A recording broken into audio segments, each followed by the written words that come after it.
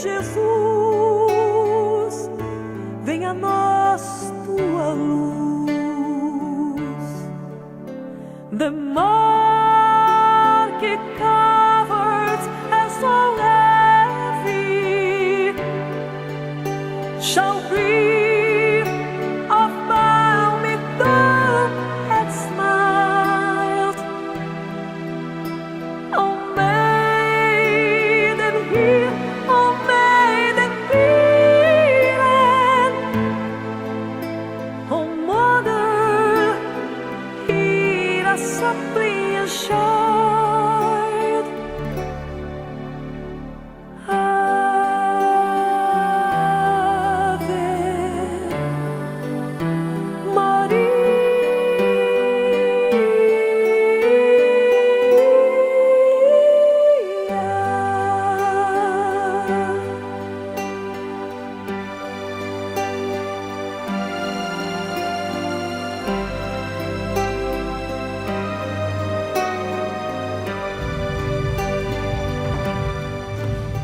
Meus caríssimos irmãos, que nos abençoe o Senhor Jesus, que Ele nos conceda tranquilidade, harmonia e paz. Só tu choras, irmão, no teu carpir dorido, porque trazes assim o peito compungido, guardando a noite na alma e o fel no coração. Eu sei, algo cruel te agasta e infelicita, um travo de amargor, de pena, de desdita, semeia de tristeza a tua solidão. A festa da natura, a festa gloriosa estranha ao teu sentir. Na noite dolorosa, ascendes solitário ao Gólgota infeliz.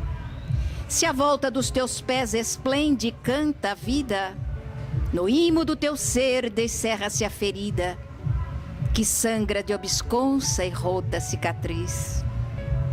Entanto, amigo meu, a noite constelada desdobra pelo além as lúcidas moradas, que aguardam no futuro a paz do teu sentir.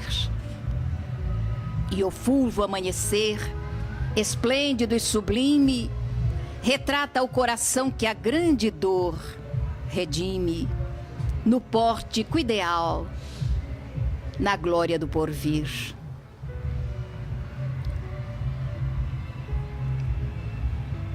A excelentíssima criatura, doutor, professor Hippolyte Léon Denisard Rivail,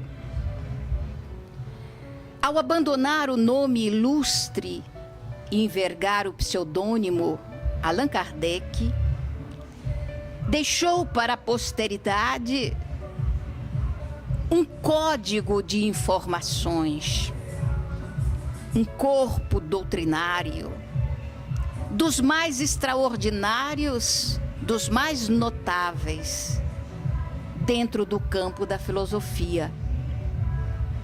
Aliás, uma filosofia com bases científicas e consequências de ordem ética, de ordem moral, de ordem comportamental.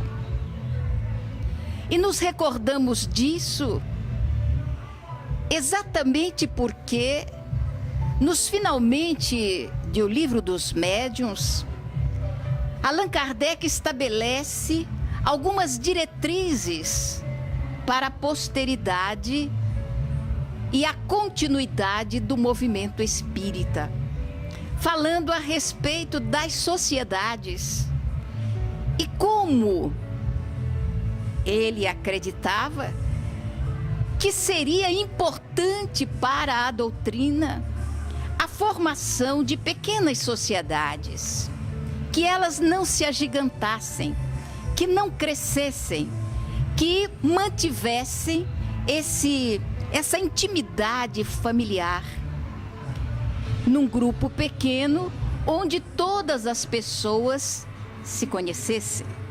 Preconizava então que houvessem várias sociedades pequenas em várias partes da cidade.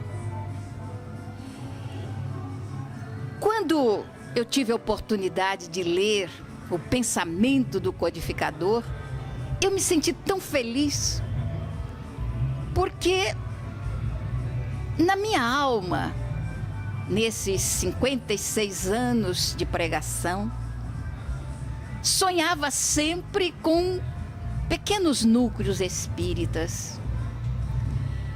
E ao chegar nesta casa, eu ainda ouvi de uma companheira, de uma amiga: é a casa que você gostaria, não é? É verdade, a casa que eu gostaria. Um teto assim de telhas, simples, pequeno, aconchegante, calorento, onde a alma vibrasse harmonia e alegria também. E que mesmo com o barulho, com o ruído lá de fora, ele não fosse tão poderoso, capaz de abafar a voz espírita, falando em nome do codificador. Então a gente sente esse calor humano, essa alegria de estarmos aqui. E não apenas de nós, os encarnados, que estamos apaixonados pelo Espiritismo, mas dos espíritos que também se dirigiram para este recanto e estão aqui participando do nosso conclave. Companheiros habitantes dessa cidade, ou que habitaram esta cidade, outros que vieram de fora, e o coração carinhoso de Dona Benedita Fernandes. Esse espírito que nos tem honrado com a sua companhia, sua presença na nossa jornada, levando a mensagem espírita. Então eu me sinto em casa, na casa espírita, na simplicidade daquilo que era preconizado pelo codificador e sentindo o carinho de todos os companheiros. E contando também com a presença de uma companheira que foi colega na Juventude Espírita na cidade de Araçatuba.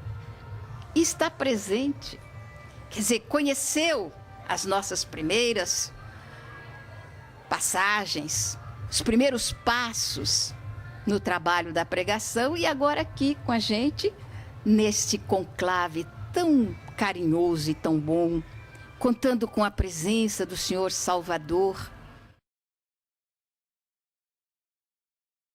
que muito emocionado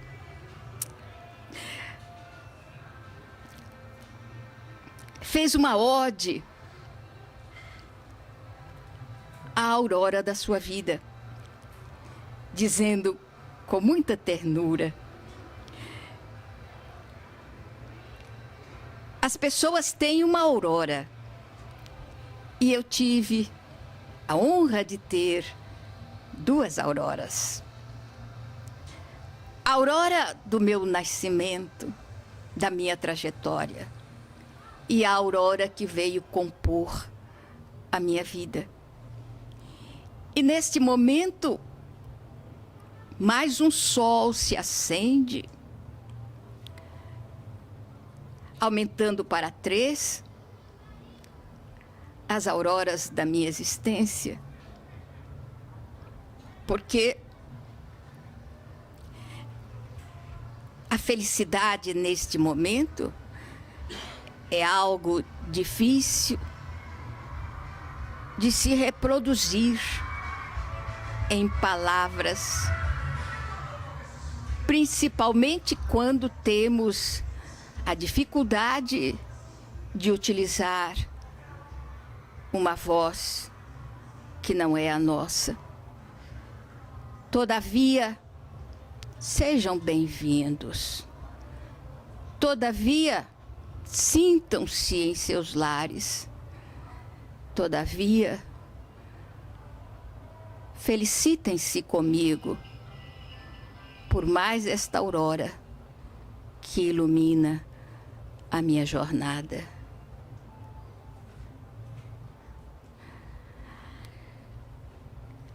Então nós sentimos como a doutrina espírita é extraordinária conosco, aproximando esses dois polos, os dois mundos, o mundo espiritual, o mundo físico.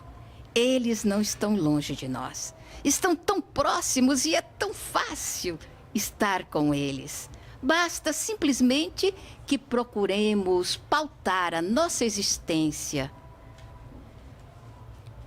por aquilo que Allan Kardec chama de transformação moral, ou as consequências do conhecimento da nossa doutrina. Essa filosofia de bases científicas e consequências de ordem ética, de ordem moral, de ordem comportamental. E o espírito carinhoso de Dona Benedita Fernandes, que está presente e que nos convida a retratar uma vida que representou para os anais do espiritismo no Brasil a vida de um homem de bem. E que foi muito importante na sua trajetória, principalmente no início do seu trabalho, quando ela se predispôs a ser um instrumento nas mãos da espiritualidade para concretizar nas plagas de Araçatuba o trabalho que ela se propusera a realizar. Um encontro que se deu no Rio de Janeiro e de uma forma inusitada. Nós habitamos durante 10 anos a cidade de Araçatuba, formamos um grupo de amigos e depois nos trasladamos para o Rio de Janeiro. E lá já estávamos erradicados durante algum tempo, quando numa dessas oportunidades que a gente diz assim, nossa, o acaso aconteceu de repente, e que não é acaso coisa nenhuma, passando pela Praça da Cruz Vermelha, nos defrontamos com uma velha amiga de Araçatuba. E foi aquela alegria, o reencontro depois de um largo tempo sem nos vermos. E ela nos disse que o seu companheiro, seu esposo, era agora o portador de um câncer na área do pulmão e que estava fazendo tratamento exatamente no Hospital do Câncer, que fica ali na Praça da Cruz Vermelha, no Rio de Janeiro. E ela estava saindo do hospital e eu estava passando pela praça. E nos encontramos, nos abraçamos, a alegria do reencontro, a tristeza de saber que o companheiro estava enfermo, um companheiro que nós tínhamos como um pai, porque durante algum tempo habitamos a casa desse casal, enquanto a minha família estava no Mato Grosso. E então eu me recordei que naquele dia, uma segunda-feira, o Divaldo estaria também no Rio de Janeiro e faria um culto na casa de um casal amigo. Então nós convidamos o casal para comparecer, porque ele estava fazendo o tratamento no hospital, mas estava hospedado num hotel ali próximo. Então eu os convidei para participar do culto com o Divaldo e foi aquela alegria para o casal. Passamos por lá, pegamos o casal e fomos à noite para o culto do Evangelho. Eles estavam muito emocionados, primeiro pelo reencontro e depois, que era mais importante, o fato de participarem de um culto com Divaldo. Então, quando entramos, a primeira surpresa, Divaldo os reconheceu. Depois de um largo tempo sem vê-los, ele se recordou que, em uma ocasião, na década de 60, ele também se hospedara na casa desse casal, onde eu me encontrava hospedada também. E ele privou da convivência com o casal durante algum tempo. Então foi um reencontro feliz. E o culto transcorreu, a leitura do Evangelho, os comentários feitos por todos e depois com o fecho magistral de Divaldo Franco, como não poderia deixar de ser. E terminando o culto, nos sentamos numa ampla sala e o casal estava sentadinho assim, escondidinho na beira do sofá. E então o Divaldo se aproximou e cumprimentou novamente o casal, falou sobre Araçatuba, falou sobre o encontro que haviam tido há alguns anos atrás. E depois, o senhor, que estava muito sofrido, muito preocupado, ele perguntou ao Divaldo assim: seu Divaldo, o senhor sabe, né? Eu estou aqui no Rio porque o senhor sabe. E ele começou a ficar embargado, emocionado. Estou aqui no Rio porque Pois é. Mas naquele tempo a pessoa não gostava nem de dizer o nome da enfermidade. Tamanho era o medo que implantava na alma das pessoas. Tinha gente lá no Rio que nem passava na calçada do Hospital do Câncer, de medo de pegar a doença. E ele então disse: o senhor sabe, mas não dizia a doença. Aí o Divaldo falou: eu sei, sim. Estou sabendo exatamente o que é que está acontecendo. Aí ele fez uma pergunta: seu Divaldo, o senhor acha que Vocês entenderam, não é? É isso mesmo. O senhor acha que eu estou no fim? E o Divaldo, para minha surpresa, respondeu: sim, está, Ricê. Você está caminhando para o fim. E eu fiquei muito surpresa, porque normalmente o Divaldo não faz isso. Ele nunca diz isso às pessoas. Porque, apesar de sermos espíritas, fala a verdade, quem é que não tem medo da morte? Ela ainda é um fantasma que assombra a nossa existência. Apesar de saber da continuidade da vida, não existe morte, a gente passa para um outro plano, continua a viver. Apesar de tudo isso, fica aquela... Imagina se ela aparece ali na porta e fala: gente, eu estou aqui. Quem ficaria aqui dentro? E ele então começou a chorar mesmo. E a esposa o abraçou, chorando muito. E então o Divaldo disse: pois é, meu amigo, eu estou lhe dizendo isso porque aqui do meu lado tem uma pessoa que está me dizendo que eu posso dizer a você que você está no finalmente da vida, porque você está preparado para isso. E tem mais. Essa pessoa que está aqui do meu lado está me dizendo que estará te esperando com os braços abertos para te dar um abraço e dizer: muito obrigado pelas sobras. E ele falou: sobras? Mas eu não sei que sobra é essa. Quem é essa pessoa? E o Divaldo não disse, mas continuou informando: pois é, ela diz que recebia as sobras que você levava com muito carinho. Lembra, meu amigo, uma manhã, mais ou menos 10 horas da manhã, na periferia da cidade de Araçatuba, um homem que estava dirigindo uma carroça, daquelas fechadinhas assim, com um baúzinho, e essa pessoa vendia os miúdos do boi. Era chamado na cidade de bucheiro. E ele pegou e falou assim: eu era bucheiro. Ele falou: pois é. Está se recordando que numa manhã o bucheiro ia passando numa estrada assim, distante do burburinho da cidade, na periferia. E esse bucheiro gostava muito de criança.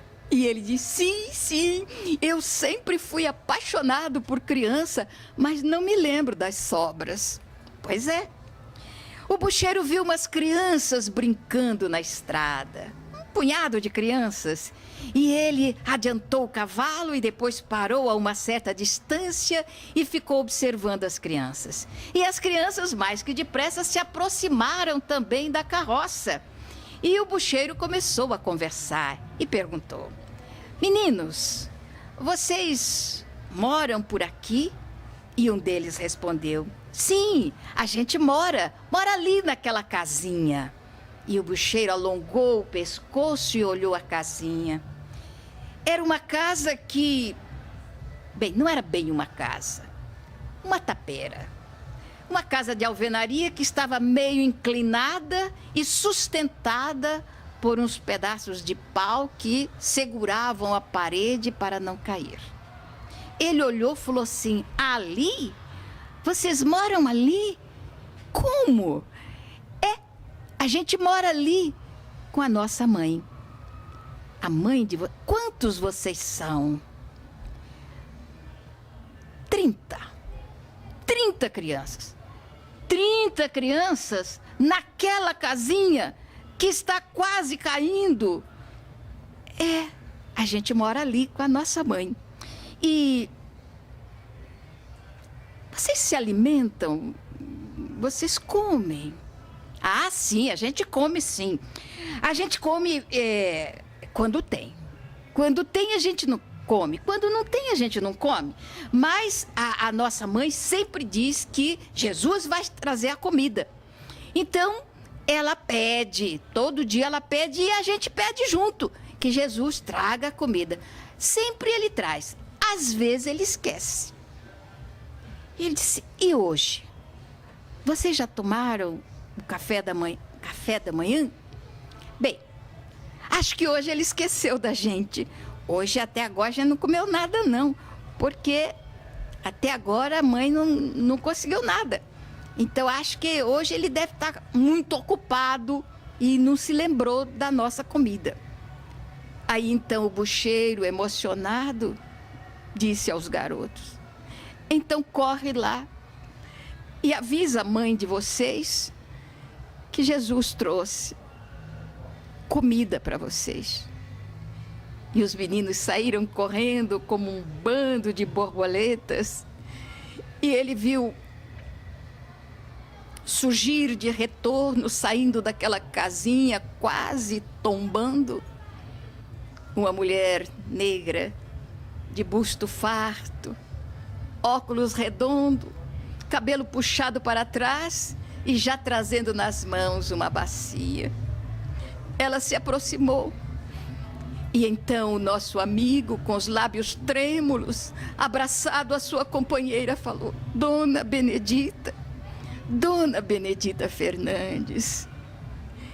E então ela se aproximou e ele foi lá na carroça e pegou tudo que havia sobrado da sua trajetória pela cidade. Pedaço de fígado, pedaço de bucho, pedaço de coração, pedaço disso, pedaço... os miúdos do boi. E tudo que havia na carroça, ele juntou tudo e colocou na bacia. E disse à Dona Benedita: amanhã eu passo de volta para trazer comida para as crianças. Foi o primeiro colaborador de Dona Benedita. E o Divaldo continuou falando: pois é, mas tem mais um detalhe que você não sabe, ou que você sabe, mas nunca disse para ninguém, mas que ela sabe. Um detalhe que acontecia. E eu vou contar agora porque eu acredito que a esposa não vai ficar zangada.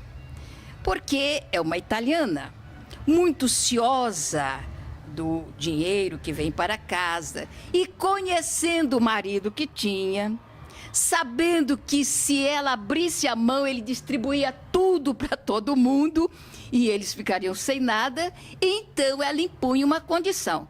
Ela contava tudo que colocava na carroça, fazia as contas e dizia: ó, você está levando isso e tem que trazer isto de volta. Se vender tudo, dá isso. Se não vender, a gente faz depois o levantamento. Então, a Dona Benedita está contando que você saía pela cidade pensando: tomara que ninguém compre, para sobrar mais para as crianças de Dona Benedita. Mas, meu Deus, o que eu vou dizer a Matilde quando chegar em casa? Mas tomara que ninguém compre, para sobrar mais para as crianças. Oh, meu Deus, me ajuda a inventar alguma coisa para dizer para Matilde. E a Dona Benedita continua dizendo: acontecia alguma coisa que nem você prestava atenção que acontecia. As senhoras que chegavam para comprar alguma coisa, geralmente davam uma nota. E quando você ia procurar o troco para dar, ela dizia assim: não, fica com o troco, Ricieri. Não, fica com o troco. E acontecia então o milagre da multiplicação. Você ia para o encontro com Dona Benedita, levava uma boa quantidade para as crianças e chegava em casa e entregava o dinheiro na íntegra para a sua companheira. Nunca houve a falta de um centavo, sempre havia. E então ele falou: meu Deus, eu nem me lembrava disso. E a companheira disse: você nunca disse nada para mim. Você nunca me contou essas coisas. E ele: mas eu fazia escondido. Não podia contar. E ela então continuou através do Divaldo. Depois desse encontro, nunca mais houve necessidade na casinha de Dona Benedita.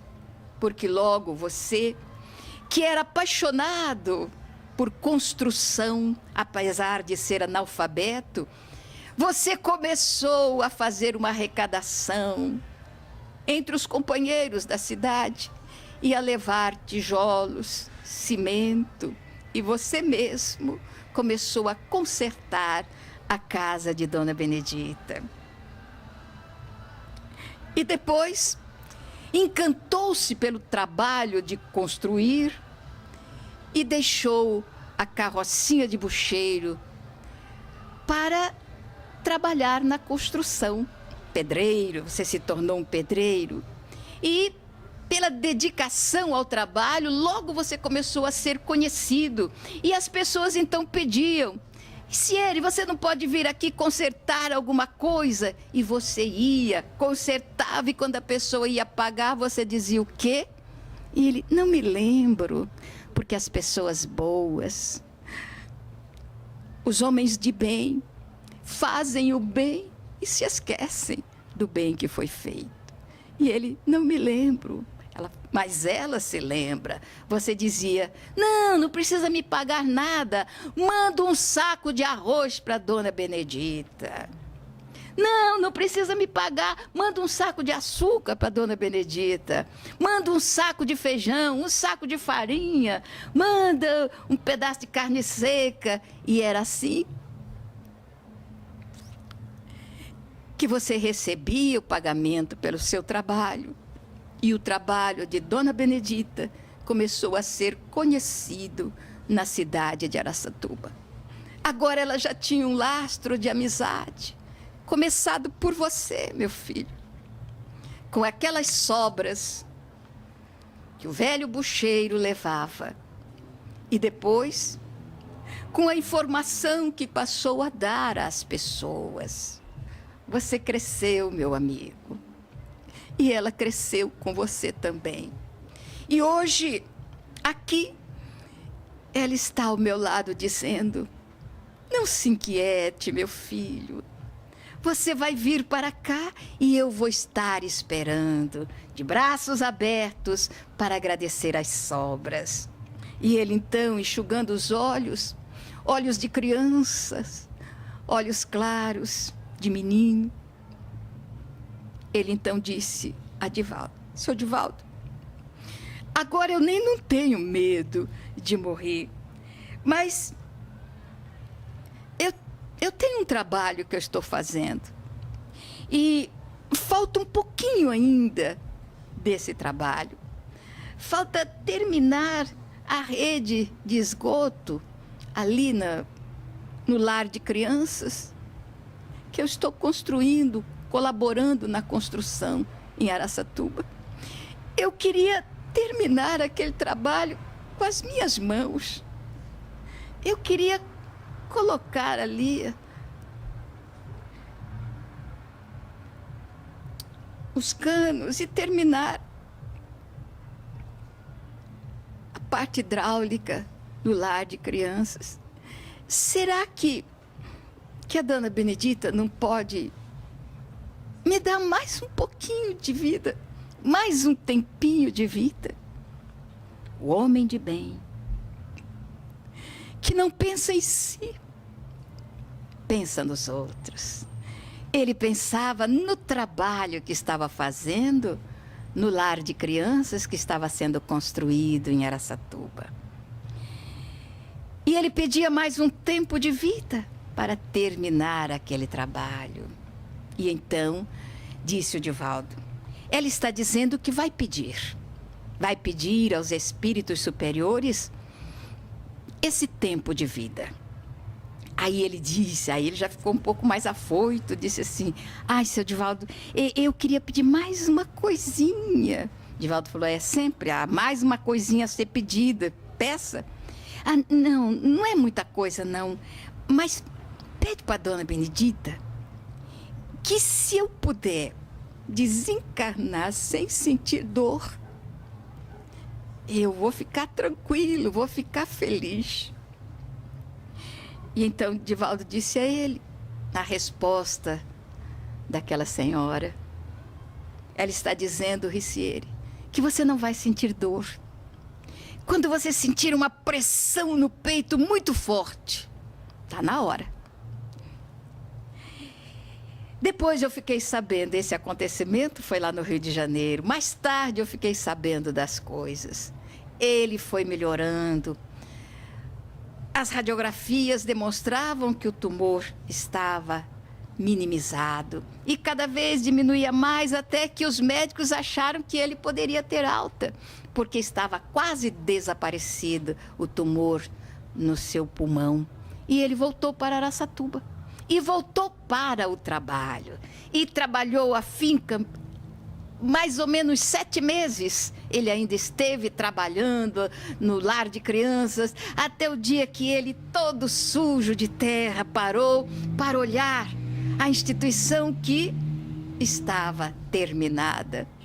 E então sentiu a pressão no peito. E isso foi ele mesmo que contou a Divaldo mais tarde, quando apareceu na Mansão do Caminho, ele dizendo que sentiu aquela pressão forte no peito e se lembrou de Dona Benedita. Falou, mas graças a Deus o trabalho estava feito. Voltou para casa e em breve ele estava nos braços dela, recebendo a gratidão desse espírito notável, Dona Benedita Fernandes, que fez uma opção de vida.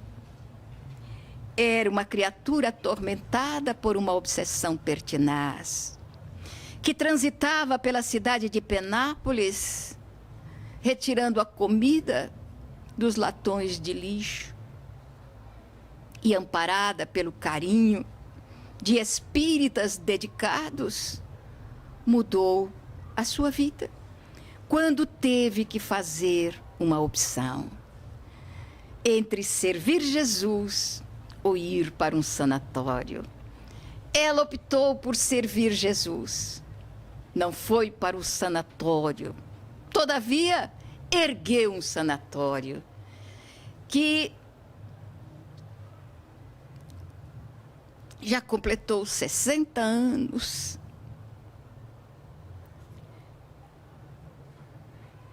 Eu estou emocionada, acho que vocês estão notando, dá para notar. Vocês não imaginam a festa espiritual que está ocorrendo aqui, nesta casinha simples, onde nós estamos recebendo a presença de alguns companheiros que foram habituês desta sala há algum tempo atrás e que no mundo espiritual ainda permanecem um tanto desarvorados.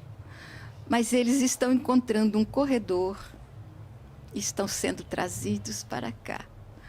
Para nesta casa onde eles alimentaram muita vez as suas inclinações, para que eles possam receber esse passe carinhoso dos espíritos amigos que aqui se encontram. Então isso está me emocionando, vocês me perdoem. E então o nosso companheiro, recebendo o abraço de Dona Benedita, foi contar tudo isso para o Divaldo. Falou, pois é, seu Divaldo, imagina que era tão pouco, era quase nada. Eu só levava umas coisinhas de nada e ela nunca se esqueceu. Depois de tantos anos, ela não se esqueceu. E depois de tantos anos, aquela criatura que poderia ter ido para um sanatório, ergue o sanatório que hoje se chama Benedita Fernandes. E era tão impressionante a criatura que quando os pacientes entravam em crise, no tormento da loucura ou da obsessão, ela não permitia nenhum tipo de choque. Ela adentrava os quartos acolchoados onde eles ficavam e abria os braços. E então a criatura enlouquecida, desesperada, vinha ninhar-se no seu peito e se tranquilizava até adormecer. Ela tranquilizava os surtos de loucura dos seus pacientes com o seu abraço. Nós lemos no Evangelho homens de bem e ficamos sempre pensando nessas criaturas que o tempo marcou, deixando no coração das pessoas um rastro luminoso. Homens de bem. Pensamos em Francisco de Assis, pensamos em Chico Xavier, pensamos em Divaldo Franco, homem de bem, que ainda prossegue conosco, Dona Anália Franco, pensamos em tantas criaturas que já ultrapassaram a aduana da morte. No entanto, existem tantos homens de bem ao nosso lado. Um Ricieri Pugnale, que levava as sobras para Dona Benedita. O homem de bem, cujo coração apaixonado pela fraternidade, pelo amor ao próximo, esquecia-se de si mesmo para ajudar aqueles que estavam precisando. E às vezes até nem estavam precisando tanto, mas ajudava também. Ou um coração amoroso como Dona Benedita Fernandes, que ao defrontar-se com Jesus, mudou totalmente a rota da sua vida. Albergou crianças abandonadas e os loucos que ninguém queria.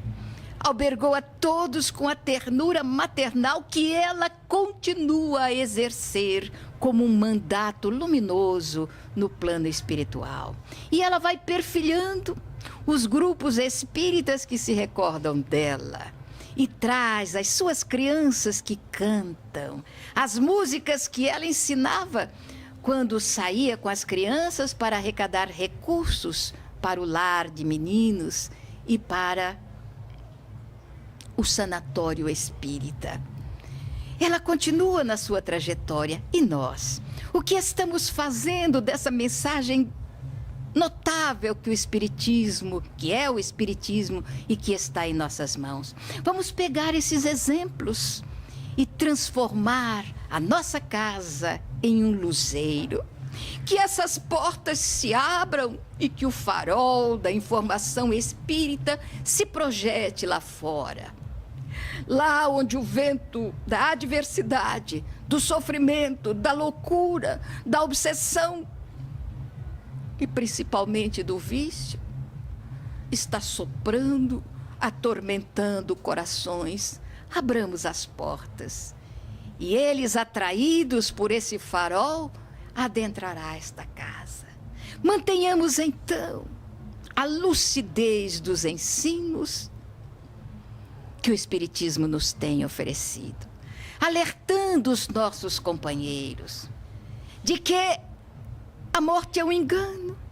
E quando essa solidão do abandono chega às portas do coração e que eles procuram um abrigo, um apoio, um amigo, alguém que lhes ouça as palavras de dor e não conseguem, que eles entrem nesta casa, porque aqui ouvidos ouvirão os seus gemidos. Ouvidos ouvirão as suas mágoas, as suas dores. E as luzes do Espiritismo com Jesus irá encaminhá-los para um outro portal luminoso, o portal do despertar. Esta função da casa espírita.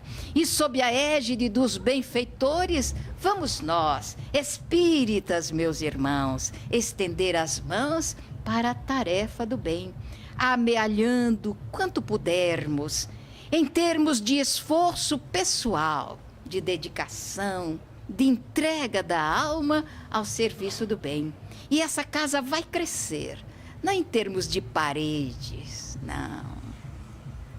Serão paredes de luz, que ninguém segura e que não precisa de alicerce. Vai se ampliando, ampliando, à medida que eles vão chegando. Eles, a farândula dos atormentados do caminho. Aqueles pelos quais o Senhor continua até hoje, transitando pelos caminhos do mundo. Aqueles pelos quais o coração amoroso de Dona Benedita continua a servir, a trabalhar e a amparar. Aqueles pelos quais o coração paternal de Riciere Pugnale continua a distribuir as sobras da sua ternura para ampará-los e, naturalmente, albergá-los nas casas espíritas. Sejamos, portanto, um só coração, um só pensamento em termos de construção para a eternidade. E nos recordemos que enquanto muitos choram, desesperados, atormentados, movidos por sentimentos de revolta, nós choramos também, mas de emoção, a emoção boa de saber que a vida continua. Os amores do outro lado estão conosco e nos amparam. E a gente está aqui, preparados para servir. Só tu choras, irmão, no teu carpir dorido, porque trazes assim o peito compungido, guardando a noite n'alma e o fel no coração. Eu sei, algo cruel te agasta e infelicita. Um travo de amargor, de pena, de desdita, semeia de tristeza a tua solidão. A festa da natura, a festa gloriosa estranha ao teu sentir. Na noite dolorosa, ascende solitário ao Gólgota infeliz. Se a volta dos teus pés esplende, canta a vida, no imo do teu ser descerra-se a ferida, que sangra de obsconsa e rota cicatriz. Entanto, amigo meu, a noite constelada desdobra pelo além as lúcidas moradas que aguardam no futuro a paz do teu sentir. E o fulvo amanhecer, esplêndido e sublime, retrata o coração que a grande dor redime no pórtico ideal, na glória do porvir. Queridos amigos, queridos irmãos, ofereçam as sobras da alma para aqueles que estão caminhando na solidão do abandono. E essas sobras terão um valor inestimável. E um dia, quem sabe, 2 braços luminosos se abrirão para nos receber nos pórticos do além-túmulo para dizer: obrigada pelas sobras de esperança e de amor. Muita paz, muito obrigada.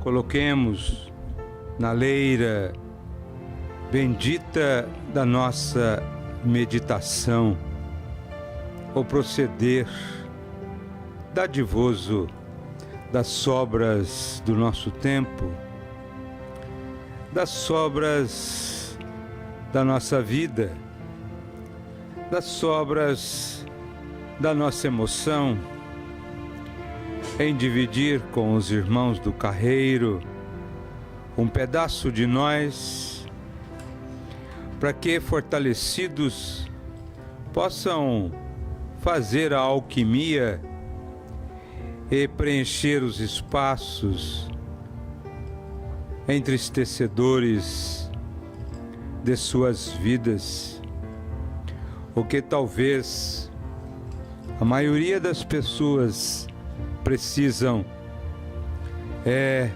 exatamente um ombro amigo, uma conversa fraterna, um pedacinho de linho enxugando as suas lágrimas, ouvir e falar, talvez as sobras que nós tenhamos é de ouvir os irmãos que, envolvidos pelo lume bendito da paz dos bons espíritos, despertam as sensibilidades íntimas e conseguem entrever as soluções ao verbalizarem suas dores. Lá no horizonte de suas vidas apontam as doces esperanças e eles mesmos dizem, estas mesmas almas sofridas dizem a solução que vão dar, que nada mais é do que o envolvimento com os bons espíritos que nós propiciamos através das sobras do tempo e da atenção, do sorriso, da meiguice que talvez não tenhamos, mas que naquele momento a produzimos e conseguimos então fazer na leira bendita destas almas o florescer da esperança. Que possamos meditar sobre esses elencos retirados deste cancioneiro bendito da caridade, espelhando a lição inesquecível contida no Evangelho sobre a rota humana na busca do aperfeiçoamento espiritual. Que possamos fazer uma religação, a religião no verbo religar e religando-nos às nossas obrigações, aos nossos objetivos, e não mais permitirmos essa fissão ego-self, que é o ego e o espírito, mas unirmos o propósito da vida e o propósito do amanhã feliz numa transformação lenta e gradativa do nosso ser. Sê conosco, Jesus amigo, nesta noite emoldurada de bênçãos, iluminando a nossa Ana Jaici, a nossa Nete, nesses périplos que fazem pela vida, levando a palavra renovadora do Senhor. Que todos possamos voltar para os nossos lares e marcar os nossos pensamentos com essas reflexões, para que elas possam produzir ações retas, renovadas, rumo ao aperfeiçoamento, objetivo maior da nossa meiga, terna doutrina espírita. Sê conosco, Jesus, inspirando-nos hoje, mas sempre. Que assim seja.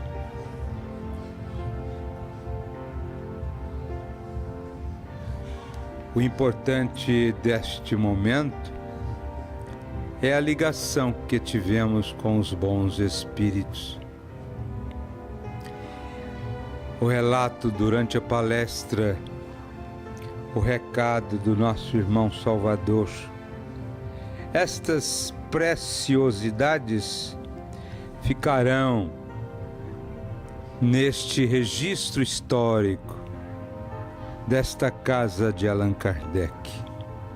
Que nós possamos ter, portanto, o maior carinho por este espaço, produzindo o melhor que possamos fazer para que ele se altaneie de forma contínua na transformação de nossas vidas, transformando este espaço num espaço de luz, abrigo da paz, porto seguro, que ancore aqui os náufragos da jornada infeliz da terra à busca de melhores dias. Que Jesus nos abençoe.